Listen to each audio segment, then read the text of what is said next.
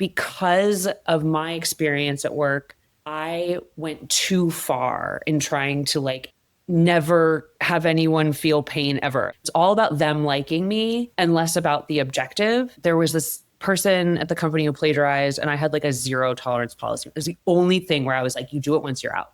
And so I wrote a like more stern note to the team. My tone was more serious than people were used to. And they actually had a really negative reaction to it because they're like, Devin's so nice. Like, what's wrong with her? She's being so mean.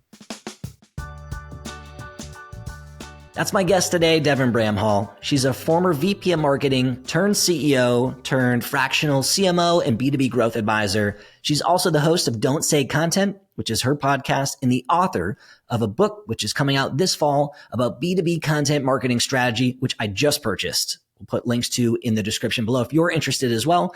And if you're new here, I'm Andrew. This is a show where I get to have candid, vulnerable conversations with amazing guests like Devin about some of the speed bumps and adversity in their careers. And in my conversation with Devin, we got into it. She talked about getting fired twice. She talked about firing other people. She talked about how to deliver difficult feedback, how she learned to set better boundaries as a leader. We got into all that stuff. But my personal favorite part of this conversation was hearing about Devin's mindset, how she handles these tough moments with a smile, with a laugh. She doesn't take herself too seriously, and she doesn't let the tough moments drown out all the great ones along the way. I'm excited for you to hear this conversation. Let's go ahead and jump in. I am from Massachusetts, and the reason I say Massachusetts and not the town is because we moved around a lot. So I was born in Littleton. You were really born in Littleton? I'm in Acton right now. It's the town next door. My parents were young. Both of my sister and I were whoopsies, and we came within a year of each other. So my sister came first, and I was whoopsie number 2. And my parents, therefore, had to figure out how to have homes and take care of us. All right. And so what were you into as a kid? Like, were you always entrepreneurial? Were you getting into stuff? Did you have like paper routes and like side gigs and stuff like that? Or were you not into that as a kid? I was very industrious. And also the first thing I ever really wanted was a cash register. I was super into jewelry, like ornate costume jewelry, obviously plastic. And this calculator I had where all the buttons were jewels. And I loved buttons. Like I wanted Penny's watch from Inspector Gadget. Like I just loved, there was something about that made me feel so like it was powerful. It was infinite. And that's kind of how it started. And then when I was like about 9 years old, we went to BJ's, and you know how it is. Someday, like there's just an aisle of something you never knew you had 30 options of. And there we were. And I remember approaching this aisle and looking down, and it was cash register, like real. Only BJ's or Costco would have that. That's such a random thing. Yes. And I'm like, these aren't like, they're not the toy cash registers. I didn't care about those. These were real life, made for the store cash registers. In your mind, what were you going to do with the cash register? Like, did you have a lemonade stand? Like, and you're actually giving receipts and change and stuff? No, but my sister and I did make bank on lemonade stands because we were like together, especially. It was like, you didn't have a prayer. Like you were handing us 20s. And so how does that story end? Do you end up finding it somewhere else? Do you end up buying another one? No, the dream is over. I can be a stubborn little bitch if I want to. And I was like, if I can't have the one I want, I'm not buying one at all. It's ridiculous. But you know what? I am still that way. I'm very picky about stuff. Like I was just telling someone this the other day. I was like, it's not like, don't ever give me jewelry, because unless you're buying me like a ruby or you know what I mean? Like, and it's not because I think I'm great or I deserve any of it. I just I like things like so in such a way that I'm like, it's probably not worth you buying it for me unless it's like chocolate or alcohol or it's a link that I specifically give you that it's like, buy this one. Yeah. And it's like, which is why it's unforgivable. Like, it's not something I like about myself. I think it's ridiculous because it's based on absolutely nothing. And honestly, like, I would probably rather buy it for myself. Like I used to beg my parents every Christmas. I'm like, just give me money. It will save you the disappointment in my face when I have to pretend like this gift that you thought I would like. I'm like, no. So anyway, I'm not particularly proud of that, but that specificity and a complete lack of logic behind it has definitely stuck with me. It's been a theme. And so you share that story for a reason. Is that like a formative story? Like, is that something you think back on or is like foreshadowing to something later? Or is that just the first thing that happened to come to mind as I shared it? No. Okay. So truthfully, I like wrote that. I used to do stand-up storytelling, kind of like The Moth. I did it in Boston. And that story, it's one of those like hero stories where like I've never forgotten it. It was like, it's very like, I can see it's very detailed in my brain even now. And like, I don't have a great memory period, right? Like there's other memories that like I've remembered completely wrong, but like that was a very defining moment to me. Looking back, I've extracted meaning from it, like, oh, there were other cash registers. Like I could have, flexibility and tenacity. Like I could have researched another one, but like, I think the story just stood out because like it's a funny story and it does encapsulate the like deeply illogical side of me where it's like strong opinions, weakly held. It's so funny. So as you shared that, in my head, I was reflecting on my own childhood. My first thing was a Game Boy. My parents told me the same thing. I was probably a kid around the same time. It was probably like 1993. It's probably 8. I wanted a Game Boy. My parents were like, no, can't have a Game Boy. But if you want, you can buy it yourself. You can do all these things. I think it took me like 9 months. Like it took me a long ass time. And I bought the fucking Game Boy. I don't even know if I used it that much, but like everybody in first grade had a Game Boy. So like, you kind of wanted to hang. And it was the same deal. And I was just trying to reflect in my own journey if I think it means anything. And I think for me, it just means like when you set your mind to something, like if you want it bad enough, you just find ways to get it, That's the meaning to me. I mean, I think for me, like my big takeaway is like, one, thank you to my parents for making me work for it. Because because actually my next big purchase that I saved up for was a Game Boy and I bought it for myself and I did use it and I loved it. I still have it actually, and it still works, which is crazy. What I've always taken away from it is just how good parenting that was, where it's like, I didn't take what I had for granted. And that's still true. Like if someone ever does give me that ruby necklace, like I'm going to be, do you know what I mean? Like I'm going to appreciate it more than anyone's ever appreciated anything in their life. Like same goes with my publishers. They were the production team. It's in production now. And they're the woman who manages production and the copy editor sent me an email telling me what to expect, dates, confirming these things. I like answered their questions and confirmed. And I was like, guys, I just want to let you know, it has always been a dream of mine to write a book. And you're like helping my dream come true. And it matters. And like what you like, this part of it is really important. And I wrote a paragraph that they don't care. Like they don't care. And I was like, I need you to know that you're important, that you are contributing to like one of the biggest thing that I ever, like one of the two biggest things I ever wanted in my entire life. And I was like, it's like, I don't think that I would value that if my parents hadn't been like made sure that I did and give me the agency and responsibility to get some things for myself. So tell us about how you start to get from that version of you into like marketing and into SaaS and into like the content agency world. Like tell us the first couple steps from little Devin into professional Devin. This episode of the show is presented by my friends at ThriveStack. They're making it super easy for growth teams to track their entire growth model in one place. And if you work at a SaaS company, you know how hard that is. I always wanted to see what was going on across the whole model, from awareness through acquisition and activation, through to retention, conversion, expansion, and upsell. I always wanted to have access to it in one place, but it was nearly impossible. Everything was siloed and disjointed, and I had to work with the BI engineers to consolidate like 8 different data sources into one place. The process was slow, it was inflexible, and to make a small change, I needed to create another ticket, which got added to the backlog. That's why I'm so excited to be partnering with ThriveStack. They're an analytics platform specifically designed for growth teams. They combine all those disjointed data sources into one single view of the customer journey.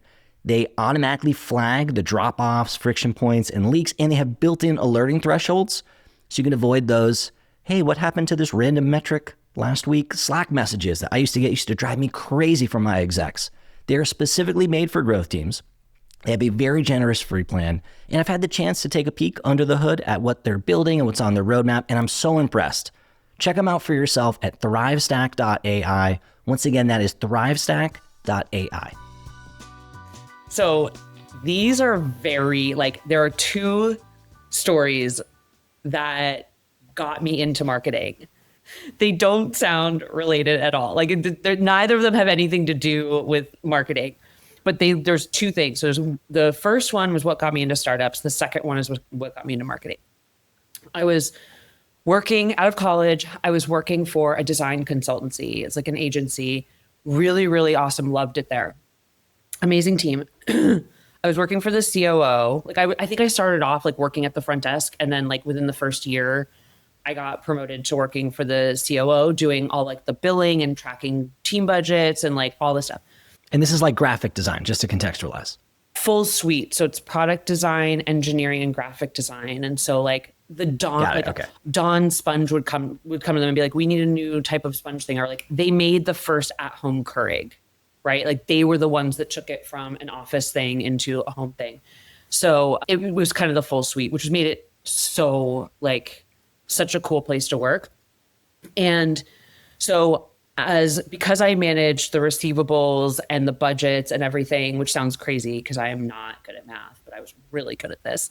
And I would write the invoices when new business was closed, right? Long story short, the president of the company took a lot of liberties spending the company money on houses and other places and his wife and things like that. And it got to a point where the company had no money.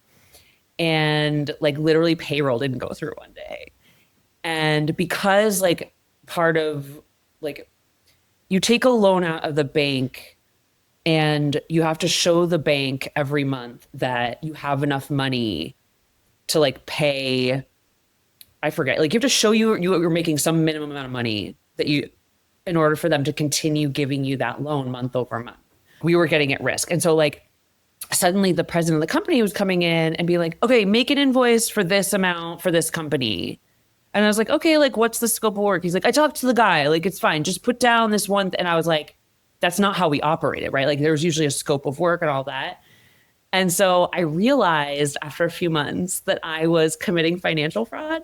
I was going to say, it sounds like fraud. Yeah, yep. It sounds fraud. And I said, okay, listen, I was like, I'm the low person, the rope, people manipulate me to get to him. And so I'm the one who suffers here, not him. That he will never suffer. And so I was like, I need to get out of this.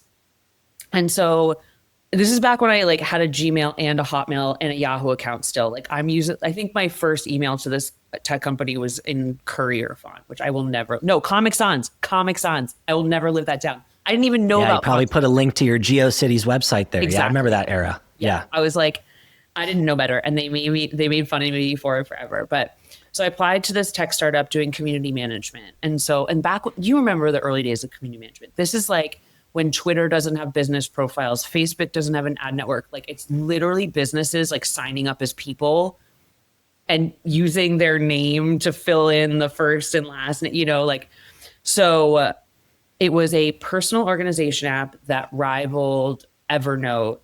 And it was based in Charlestown, where I lived at the time, which I thought was really convenient, but then ended up being kind of depressing. But anyway, so I went there and worked for them literally to escape financial fraud. And that's when I discovered that the tech world exists. I didn't know, I just stumbled into it. And I was like, this is a tech company? I was like, nobody dresses. We're all in this messy room with plugs everywhere.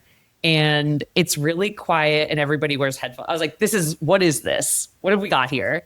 And I worked there for about 9 months and decided, drunk over brunch with two of my girlfriends, that I'd worked really hard my entire life, which is true. My first job, I was like 13 years old. And I was like, I just want to go be free. And so my big idea was that I was going to sell my stuff, which was worth nothing, buy a shitty car, drive across country, and become a cocktail waitress in San Diego, which I'd never been to. At the time, my mother, who's a home birth midwife, she had gotten her training at this clinic in Bali that like helps it's a free clinic for the Balinese, but they charge Westerners to come in and train and get their certification so that like the white people don't mess everything up and the clinic can be free for the Balinese. She'd gone through her training there. We just had the Haiti earthquake. She was setting up a satellite, like hadn't eaten or drank water in days, and is setting up this clinic to literally like save women and unborn and born babies. Yeah. I call her and share this plan with her. She hasn't eaten in days. She hasn't had water in days. And she very patiently says to me, she's like, I support whatever you do. But maybe. And she pitched me on going and running the student volunteer program for her in Bali. So I did that. So I quit my job at the startup, which I'd been at for like 9 months, got rid of all my stuff, raised some money for the clinic, and went over there. And I was supposed to be there for 3 to 6 months. This is a birthing clinic. I am there without any experience in medical. I'm running a student volunteer program for which I'm very qualified to run because it's my area of expertise. And my mom was supposed to meet me there, but she was in Haiti. She couldn't. And so within the first month, unbeknownst to me, my mom and the clinic founder, Robin Lim, had decided that I should attend a birth so I could like understand the mission of the clinic. So without any notice or preparation or having ever been in a birth room, randomly on a Tuesday or whatever, Robin calls me in the middle of the night and is like, Devin, come down here right away. And I was like, and so I'm sitting there and I'm in my little tiny room and I'm looking around at my clothes, which are on the floor because I didn't have a dresser. And I was like, what do you wear to a birth? There's cultural, like you don't want to wear anything too tight. There's things like that to consider. And then it's like, I literally was like, I don't know what clothes to put on my body. That's how much of a baby I felt. Anyway, long story short, I help deliver this baby and it's wild. And we finish by early morning. So I go, and the place where I was staying was right on the other side of the clinic. So I like run back through the kitchen, through a chicken coop and someone's backyard to my place. And I was wired. And I sat down and I wrote the story of the birth. I wrote everything that happened. I was like, I need to capture this. That story, when I got back to the US, which ended up being 18 months later, not 3 to 6 months, and was the story that I pitched when I was living in Vermont at my mom's house because I didn't have any money. And they had this storytelling group similar to The Moth. I listened to The Moth a ton when I was in Bali. And so I pitched the story, told it, won on it. Then a year later, when I moved back to Boston, I was so into storytelling by then because I've been doing it in Vermont that I found Mass Mouth and did the story slam there, told it at Precinct in Somerville, which probably doesn't exist anymore, and like won the first round on that story, go to the finals, whatever. By now I'm back at the startup I left before doing customer support and like a little bit of product marketing, but I just didn't know it was product marketing at the time. And I'm like, man, I'm loving, like I'm a writer, right? I was like, I'm being creative in my free time and I love it. And at work, I'm getting into like, I've transformed customer support into like, how do I win friends and influence people? And so like, I'm starting to write blog posts and for very specific reasons, I'm helping with in-app copy. I'm like, man, this is really fun. And I didn't know what to do because I didn't have any experience in marketing. I didn't even really know what content marketing was. And we were in a small company, so it's not easy to like switch jobs, right? Like there's not a million opportunities in startups. And so I gave myself, I literally, I was already networking on behalf of the company.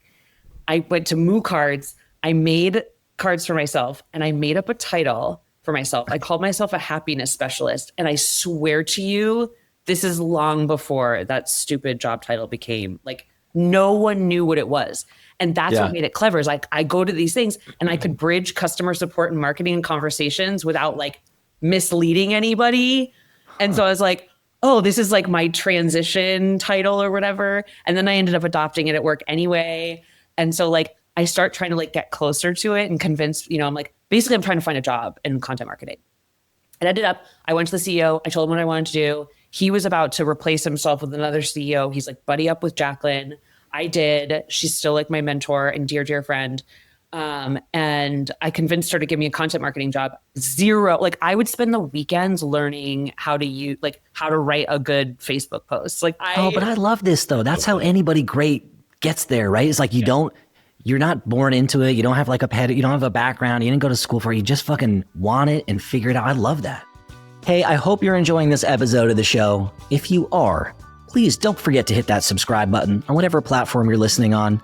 The data shows something like 40% of the people who listen to the show are actually subscribed. It is the best way for you to support the show, and it helps the algorithm find other listeners who are just like you. If you're feeling generous, a quick rating or review makes a huge difference as well. Thank you so much for listening and for your support. Now let's get back to this episode. Yeah. So basically, I got into startups by escaping financial fraud, and I got into marketing from a birth room. Like that birth room was the origin. Like that is the origin story. That is where it started. Everything that came after, right, is a product of that. Like I wouldn't have gotten to storytelling necessarily. Like, so it's like, those are my two things. The funny thing that brings these two together is that while I was in Bali, having way overstayed, the company that I used to work for, apparently the president did get in some trouble, or he was being investigated by the FBI. And so when the FBI came to the office, they said, oh, we want to talk to the COO. Where is she? And the office manager, Katie, said, oh, she's in Switzerland. Because she'd moved to Switzerland because she met someone, like she fell in love and she was living there. And they're like, okay, well, this Devin person, like, we want to talk to her. And she's like, she's in Bali. Wow. Oh, geez. So it's like the whole thing is like, oh my God, like I unknowingly escaped a conversation with the FBI, which I definitely wouldn't have gotten in trouble for, but I do. Did they hit you up when you got home? No. Because I went and visited the office and Katie told me that story and they were like, wow. Yeah. Shit. And so it had been resolved, obviously, by the time you got there. Yeah. Did she ever go to jail or anything? Did you ever look her up later? The COO and I were both like, we were okay because once I realized what was going on, I left. And no, but the other person. Oh, yes. No, because white rich men don't get in trouble. It's like that. I'm telling you, like, it's especially in Boston too, where it's like super, super racist, like heat, power, money, dudeness, whiteness, like, that still worked back then. Like there was no one arguing with it at the time. And so like, of course not. Nothing happened. I mean, he lost his company, but like he didn't get in trouble. Right. He didn't go to jail. It's not a Wolf of Wall Street situation. Holy smokes. Yeah. He's also a really nice guy. I've got to say, like, I really liked him a lot. Just a little fraudy out of there, but like, I don't judge because I'm like, he was a really cool guy and I learned a lot from him. He was insane. All right. So you go on to do all these very impressive things from the outside, right? So you get into marketing. I'm going to give the cliff notes of your story for listeners. Alignable, Help Scout, Animals as VP, and you work your way up to CEO, fractional CMO now, you're writing a book. You've done all these amazing things. And what I found interesting in your pre-interview form, you said, hey, I really describe myself as a fall on the face learner. And so I'm like excited to get into it a little bit. Yeah. So I'm curious if you can tell me a time where you felt like you did that, where you felt like you made a major mistake at work and kind of like, what was at stake for you and what happened? Yeah. Let's make a list. I was going to say, I know you shared a bunch of these. So I'm excited to explore them together and pull out some of the learnings and the lessons, because that's the good stuff. Yeah. So the first one, this is another one of those, like, this is a defining moment in my marketing career specifically. And It was when the company I worked for before Alignable was Shareaholic. And they'd tapped me to do customer service because I didn't pay attention to LinkedIn back then. And apparently, like my previous whatever. And I was like, the president reached out to me and I was like, listen, man, I don't do that anymore, but thanks anyway. He's like, hold on a second. Like, can we please talk? And we get on the call and I was like, I'm a marketer now. I'd been doing it for less than a year. Like, I did not know what I was doing. But so someone had hit you up and they were pinging you to like go do customer success at their company kind of a thing? Yeah. And I was like, no, I don't do that anymore. And he was like, hold on. And he's like, well, if you build up the customer service team and run it, but you're like, and you get the marketing team, like, is that fine? So I basically like leveraged my way into owning two departments. It was an 18-person company, but like headcount, I had never hired anyone before. I'd never managed anyone before. So like, here I am, right? And I didn't know what I was doing, but I just like barreled at everything and Googled a lot, right? And that worked up until this one very crucial moment when my president left the company unprepared. Like, it was not expected, sudden, which is only notable because there was no one to take his place as my boss, or no one in marketing. And the president did have a marketing background. So the head of product, David Zaker, who's like the best guy in the world. I loved him. He was just so awesome in so many ways. He became my boss and I was fine with it. I was like, this is great. Like, it's going to be awesome. And the first thing he asked me to do was to create a marketing strategy for, I don't remember like the scope and the spec by now, but like I had to create a strategy for a reason to achieve something and on a timeline. And I was like, just like, play. I was like, I got this because I know everything, right? You know, when you know nothing, you know everything, right? Isn't there like a chart for that? It's like a Dunning-Kruger effect. Like, it's like a thing, right? That's like a known thing. Yeah. Yeah, probably. Because I'm like, once I started to actually have experience and some knowledge, I was like, oh, I don't know anything. And I make mistakes all the time. And I'm fine with telling everyone. But back then I still had my like, I can do anything, you know, I'm like a badass bitch in the world, like making his career, right? And I deliver what is objectively a marketing plan. It is content I'm going to write, topics I'm going to write about, publishing schedule, distribution plan, etc. And he looks at it and he's so nice. He's like, okay, this is great. Good plan. But what's the strategy? And I was like, it's right here. Like, this is it. Don't you see my beautiful, like, I kid you not, I looked at him like he was an idiot. Right. Okay? I laid it all out for you. Didn't you see all the things in the timeline I'm going to do? I did this exact same thing. Keep going because I'm nodding along. It's like, I can feel your pain because I had this moment also. I was so sure. And so we basically go in a circle because like he's very kindly, like he's being real, like he was a good boss. Like, even though it was short-lived, like he really was like genuinely trying to help me. And I just didn't get it. I didn't understand that plans aren't the same as strategy. And what's wild is that, I don't know, like we moved past it. Like he was great. Like, you know what I mean? It wasn't like a horrible conversation, even though like we didn't get anywhere, and like, what a patient man. But it wasn't until like years later that I actually really I almost forgot about it until it finally clicked for me. And then my first thought went straight back to that conversation. I was like, I was wrong. And like, if you think about it, I'm up there defending that. I'm like treating him like he's an idiot. I'm the smartest person on the planet. Like, that makes me look like an idiot. Any other boss would have been like, get her out of here. Like, she does not know what she's talking about so hard that she doesn't even realize it. Like, I made a huge mistake, and I was lucky enough to have an amazing boss who like helped me through it anyway. But that was a big one for me because I always it was like an aha moment, right? Where it's like, I don't think I could have I don't know how else I would have learned it. Like I needed to go through the act of like defending my plan years. And then it's like, you know what I mean? Later on, just have I don't remember what it was, the actual thing, like when that moment of like, oh, this is what strategy is. It might have been when I read Richard Rumelt's Good Strategy, Bad Strategy. That's like, I don't read business books, but that's like one of two or three that like I really, really, it taught me something. It changed my perspective. And it's like, man, that's like, cause that's the worst kind of mistake because you think you're right. Like it's one thing to make a mistake and be like, oh, I made a mistake because I didn't know better. Right. To sit there and believe you're right. That to me is way worse. Like that's the I don't know worst. what's better because I'll tell you the opposite. I'll tell you what I did. So we needed a strategy. I was like a team lead, but a new team lead. I didn't have any time because I was like so busy as like a busy IC. I spent the whole weekend, like a 16-hour of my weekend in a coffee shop cranking on it. It was like 10 pages long. I went hard. I go into office on the Monday. I'm swagging. I'm ready to rock. I go in the meeting. I have to present it to all the execs.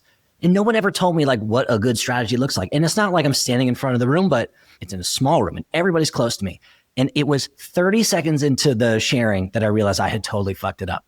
And the meeting's, I don't know, however long, 45 minutes long. So I'm in the meeting and my heart's racing and I see everybody looking at me and I'm like, should I call the meeting off? Should I call a timeout? I didn't know what to do. And so I just sat there and I fucking took it and it was horrible. So I don't know if it is better to do it that way. If I had defended it, I would have looked like a moron, but. Yeah, oh man, I like feel that like, 'cause I've definitely been in that situation too, not under the same circumstances, but I'm like, yeah, you're right. That's super painful. I think that might be worse. I don't know what's better. Yeah, like that might be worse.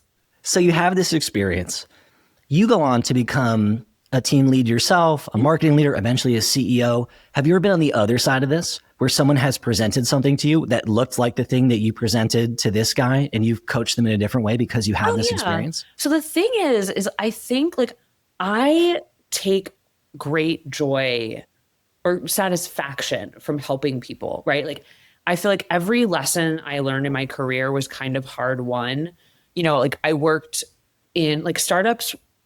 No one taught these founders good behavior. Like they didn't have to like, because they didn't come from a corporate environment, there was like no one required anything of them. And so like I grew up professionally in like really humiliating, hostile situations where like one mistake, you were like called out in front of the entire team. Like you just never treated well at all, ever. Except by David Baker. He was really nice. And my boss, Sudie, and Jacqueline. Okay, anyway, you get it.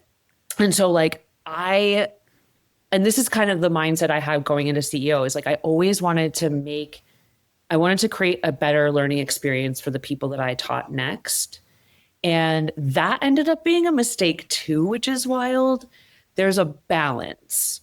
And because of my experience at work, I went too far in trying to like never have anyone feel pain ever. Like I just was like, I overdid it and I created a bunch of monstrous people. Like it's what does that look like in practice? Like, how do you know you overdid it? Like, can you share an example of something you did that in retrospect was too far? Yeah. So 1-to-1, you kind of can't lose. Like when I like going 1-to-1, like working 1-to-1 with someone on learning stuff like that. Like if you've hired the right person who's brave and curious, they're going to be so hungry for it that like, it's just about you being really like understanding how they take in information so that you can communicate it in a way that they feel safe and comfortable and like kind of knowing how to challenge them in way like some people you can just say it straight. Some people you have to use the compliment sandwich, right?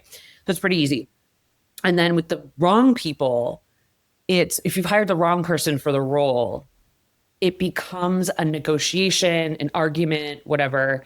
And my mistake early on with that situation was that I kept trying when I should have realized it was an unfit situation, right? Where I was like, oh, I hired a person who wasn't the best fit for this role. Very talented, other skills, but like not best for this.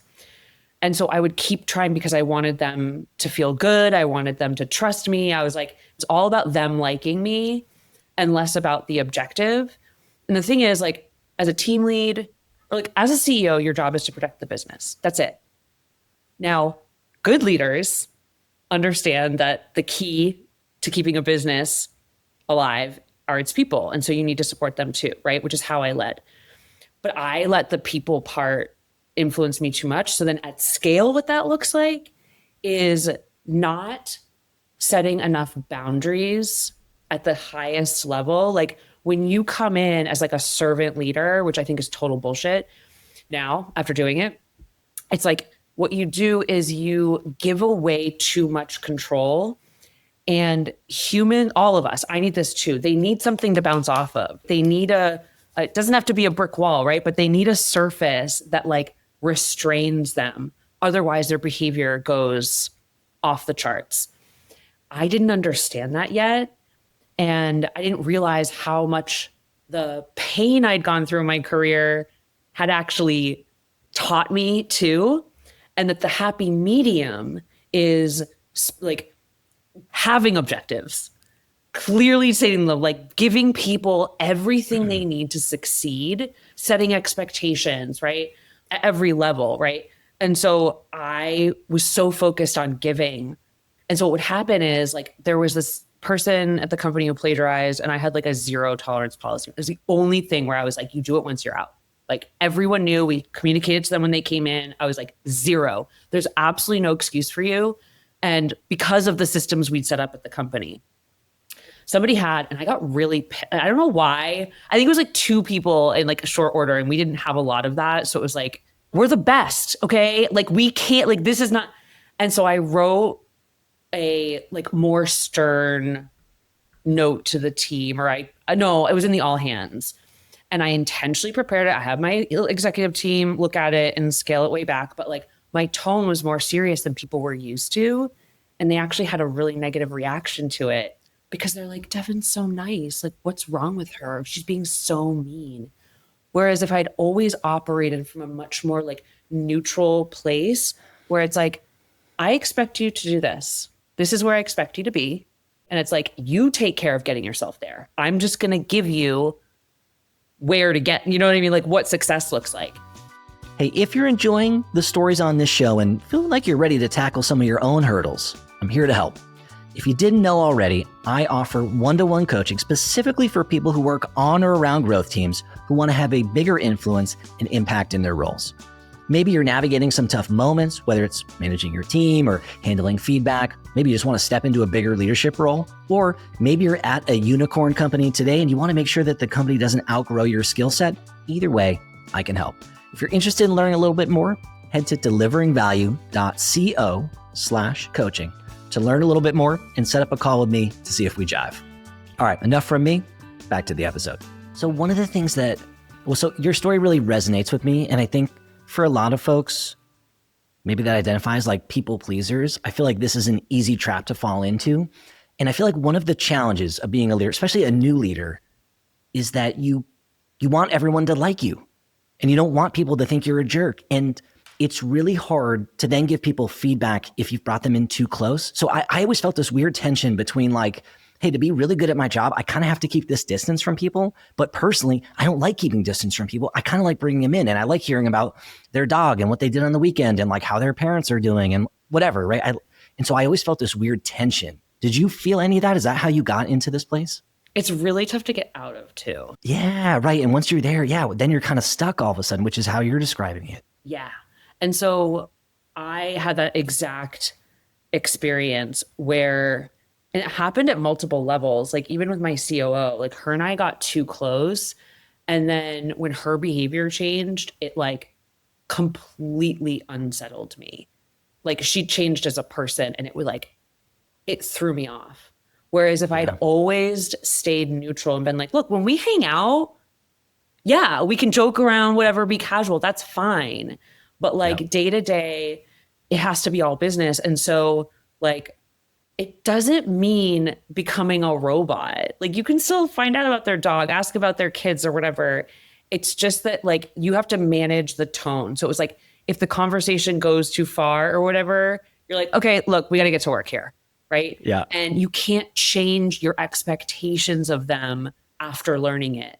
So if someone's like, you ask the name of their kid and they don't deliver something on time and they're like, oh, my kid, I'm like, well, it's your job to account for that, right? Or like, you should have given me a heads up that this was even an issue for you, but you're blaming it in the rears when you never told me you were at the hospital all night, right? It's like, so I think it's like, and there's really professional ways that you can communicate that, right? It's like, hey, I understand that you have kids and that has an impact and there's space for you here. In this case, I felt blindsided because I didn't know that there was an issue in the first place. If you even think there might be a chance that you might miss a deadline, can you please just give me a heads up? You'll get like, then I can plan for it, right? Make it about me. Like there's really healthy ways to set boundaries that don't actually feel like you being like, stop this or like, no.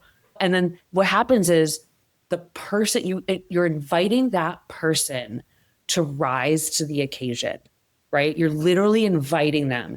And so it feels better. Then all of a sudden they're like, I want to do this. There's intrinsic motivation because you've invited that, you've shown them what better is and it makes sense. And now all of a sudden that makes them, they're like, oh, now I'm going to be better. The people who are not a fit or not ready will stand out. Like the boundaries are very binary in what they bring out in people. And so you're like, fire faster or invest. Like you'll see someone grow faster and invest in them more. And so like I saw feedback because I'm like, look, I was torn apart. So like my feedback is like, it's in there. And I thought that that was mean. And so I always tried to like mitigate it. And once I learned that it was an invitation to help people be better in their careers and learned how to deliver it. So like when I started off at Animals, Haley and I, she ended up being the COO, like we just split the team in half and like managed half the team ourselves. And then like she was customer service. Jimmy was running marketing. So I was more like marketing strategy for all the clients. And I used to have to give feedback on articles all the time. And I knew what it was like to be a writer. I knew how sensitive it was. And so I used to do this thing where I would like read through the article and I would find the themes. And so I would, at the top, I'd be like, listen, this is done in these specific ways. Like you nailed this part of it. The 3 themes I'm seeing are you repeat this word all the time, or like you're not, whatever kind of specificity you need, blah, blah, blah. Right. So I'm like, fix those things and you're good to go. Then I would go in and do the detailed edits of like pointing out an example of like, hey, this is what I mean by that theme. Like you didn't say anything here. Like you wrote a bunch of words and none of them add up to anything. So now I can give that like very specific direct feedback, but it's actually helping them, right? Because I'm like you need an example to know what to fix. And then they're like, oh, thank you. I see it now. Oh, you're amazing. Where did you learn that, by the way? Because like the art of giving feedback, earlier in our conversation, you were like, yeah, most founders and most CEOs of startups have no training. They have no credentials to get there. They just like had an idea and have some courage and maybe a little bit of luck. The same is kind of true for most managers, at least at early stage companies. Cool. They have zero training. So how did you learn that? Did you get training on this? Did you work with a coach? Did you just figure it out intuitively? Something else? I definitely didn't have any good examples at that time, except for Suni. Suni and Jacqueline were the 2 people in my life that were willing to call me on my shit and just like, they wouldn't let it go, but they were like communicated it in a way that like didn't feel as bad. And so like, I learned a lot about communication from Suni, a lot about communication from Jacqueline, but I can't point to like anything. Like I just did what I thought made the most sense. And what I thought every time I've like had a job, except for CEO, I've done the jobs leading up to it. So I was like, well, I know how self-conscious I feel when I write. I know how attacked I feel, just like a really nice feedback, right? And so I just thought about it from my own perspective. I was like, how would I feel if I wanted to be treated well? And like, how would I feel open to receiving it? And I was like, I don't respond if you're not a little bit harsh with me. Right now, it's like, just if you say anything, like, I know what I did well. Do you know what I mean? Like now I'm at the point where I'm like, I don't want to hear your praise. I probably won't believe you anyway. And like, I know what's good already. I need you to just tell me. I only want to know the stuff that's messed up. Like, tell me what's janky in here. I can't see that. But back in the day, right? Like, I definitely needed more context. I needed to feel like someone was on my side, like they believed in me. And so, like, that was really, it's the fall in your face learning thing. I just made it up pretty much. One of the other things that I've always thought is really hard is the transition. We talked about being a leader and trying to keep some distance and like the value and the organizational value and the personal value of that. And it's especially hard when you're on the team and then all of a sudden you're like the manager of the team or like the manager of people that like were your peers and were your friends. And so I'm curious for you, you were at Animals, you were VP, there was other VPs. Then all of a sudden you were CEO, probably managing some of those VPs. Did you have any of that challenge there? Like, was that a weird transition for you to make? Okay, I know exactly what you're talking about, but that didn't happen for me because I was always coming in. Well, there's a few reasons. One, I was always coming in a place of leadership. Like that first, my second job in content marketing, I was coming in with the expectation that I would build a team. So, and then with Alignable and Help Scout, it was similar. Like I was coming in leading a team, so that was the expectation. Also, I got fired from both of those jobs. Like definitely like within, I think the first one was a year and then Help Scout was 18 months. And so I didn't really have the time to develop. And like looking back, I was kind of an asshole back then. Like I was fighting the wrong fights. So I totally get it. So I didn't have the chance there. And then Animals, like I went to Walter because I just got fired from Help Scout and we'd worked with Animals at Help Scout. And I talked to Suneen trying to figure out what I was going to do. And I was like, I think I want to freelance for a little bit. And some people would come my way. He's like, oh, you should hit up Walter. Like he runs this agency. Maybe he has some work for you. So I hit him up and he's like, look, we don't do freelancers here. It's all full-time people, but like, come in, let's have lunch.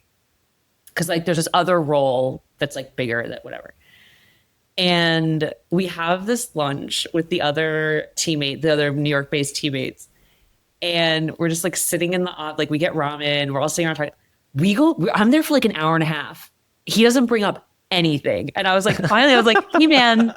Yeah, what are we doing here, dude?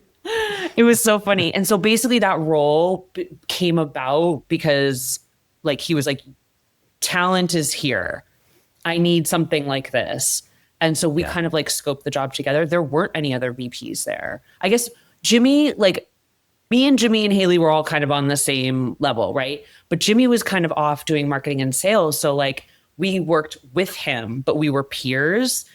And so I never had to go through that awkward experience because also, look, Andrew, I was born bossy. Like I go to volunteer and people end up coming to me like halfway through being like, oh, so where do we go next? I'm like, I don't work. You just have that energy. Yeah, I always had it. I walk down the street with like, if I'm in a group of people and we're walking down the street, this has happened so many times in my life where all of a sudden someone's like, hey, we're going the wrong direction. And they're like, Devin, we're going. And I was like, I can't find my closet that's right next to me. Like I'm terrible at direction. People just started following me because of the way I walk. So like, I think that situation for me is like personality driven where it's like, I walk in every room, like I fucking own it. Even when I don't know if it's a room or not. So for what it's worth. So you slid it in there. You said, hey, I got fired at my 2 gigs before this. And I'm so curious because I talk to folks all the time who like, maybe they get let go at 1 gig, maybe 2 tough ones in a row. And then all of a sudden it just fucks with their confidence. And they feel like whatever mojo they had, they lost. And then they kind of question who they are and they dream about like starting the coffee shop or doing whatever. But your story isn't that. Your story is like, yeah, I had 2 in a row. You laughed about it. And then you went and got a VP job, which is probably a step up. How come you're that and not the other thing? That's a great question. I think, well, there's a couple things.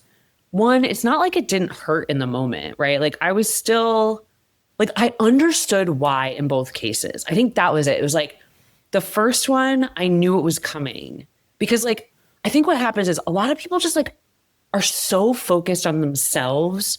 They're not in their own perspective, they're not taking an objective look at what's happening immediately around them.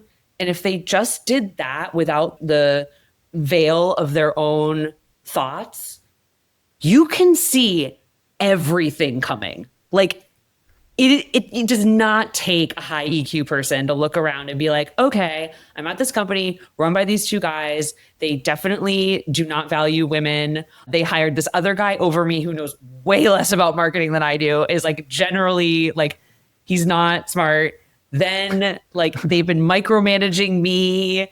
The woman who hired me left. And so it was like this whole chaotic situation. And then they brought in another guy above my manager. And I was the only person that he like didn't really care about meeting with. It was just like, he didn't prioritize me. And I was like, oh, snap. I was like, so you saw, your spidey senses were tingling and you just kind of game played it out. Yeah. And so I was like, okay, no shade. Like I wasn't, you know what I mean? Like the way what I thought was great is that the founder fired me instead of letting the new guy who like never really managed me fire me. So like I really appreciated that actually. And they did it. I mean, they were very respectful, right? It was like, I thought those guys were terrible at running a business, and they kind of were at the time. And they were horrible managers. And like, I wasn't growing. Like it was a stupid situation. A lot of people got fired. And I was like, so I just was like, I just looked at it objectively. I was like, of course this happened. Also, getting fired is a strategy. And I wish people would get off their little like fragile, like, ooh, tell us more. Say more.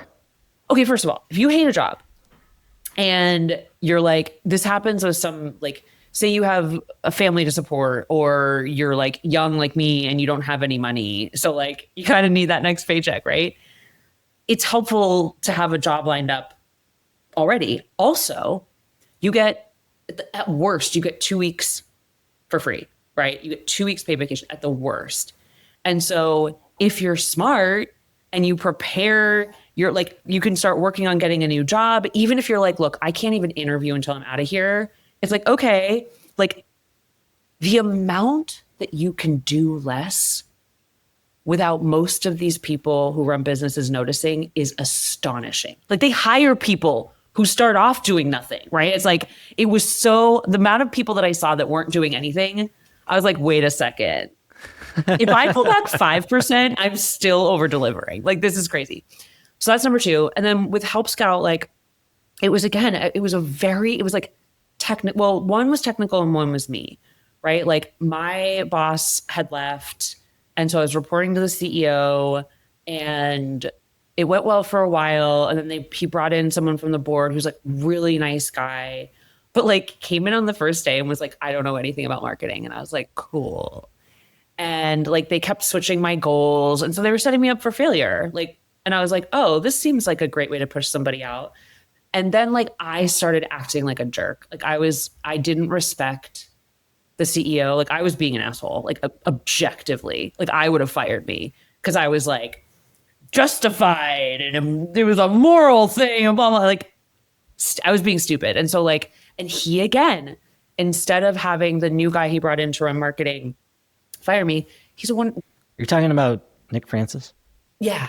Nick actually was the one to get on the call and fire me. And I really respected him for that. And I was like, look, I got it, right? I was like, it wasn't working. And like, I loved Help Scout. Like, that's where I really got to spread my wings and show how badass I am. And so like, I still had those wins, right? Like, you can't take that away from me. You can't take what I did away from me. I'm like, I've got the number, like, you know? And so I guess I just was like, look, Andrew, everything's a choice. Okay. People act like they're so victimized by like basic shit in the world. I'm like, listen, you can choose how this goes. You can choose to be, oh, poor me. Or you can be like, hey, how can I leverage this to my advantage? How can I use this? What can I do? Like, you know, and I think that was like, for me, that's just always how I looked at it. It's how my mom was. My mom's a very, like, just very entrepreneurial, always figuring stuff out that you wouldn't, like, just goes to Haiti and builds a clinic right after an earthquake and is like, you know, negotiating with the people on the docks to not have to pay the like fake tariffs they have, whatever. It's like the way I translated that when I got to lead a company there were two values that I set that were really like, they were the most important. One was bravery and one was curiosity. And what I made sure to tell people was like, bravery isn't about not being scared. Bravery is being fucking terrified, out of your mind, and doing it anyway, right? It's fall on your face learning. And like curiosity is just your ability to be open to receiving the things that happen to you and like in a way where you can do something productive with it, right? It's like use it to your advantage. Because like anything, like I think cancer for like some pretty big positive changes in my life. I could just look at it as like a really terrible experience at a really bad time, but that's not like that is true. But what I got out of it was so much better. And if I can choose to focus on that, or I could choose to tell myself a story of like, oh, poor me, I got cancer. You know, it's like, I just don't think it's useful. And that's the main theme of your story, it seems like, is choosing. Yeah. Choosing who you want to be, choosing the direction you want, choosing the career that you want. You've kind of manifested a lot of it based on grit and choice. Everything. This is literally what my entire book is about. And I'm so sorry for anyone who reads it because like, it's like this book about content marketing strategy where I'm like, everything is made up. That is like the premise of the whole book. Everything in the world is made up and nothing crystallized that for me more than being a CEO. I got into CEO and I was like, first of all, I thought everybody wanted that job. Turns out nobody does. And now I know why. I loved it, but I got in and I was like, I got to talk to some CEOs because like there's a CEO, like I'm an illegitimate CEO. I got here by accident, which I was fine with because I was like, that's my whole career. But I was like, I have to talk to people who like know. So I would like talk to these CEOs and I'd be like, okay, so here's the thing that I'm planning on doing. Like, is this right? And they would look at it and they'd be like, seems good. I was like, what? And they're like, yeah, I mean, it seems like a good idea. I'm not really sure. And I was like, you don't know? They're like, oh no, I'm making stuff up all the time. Right.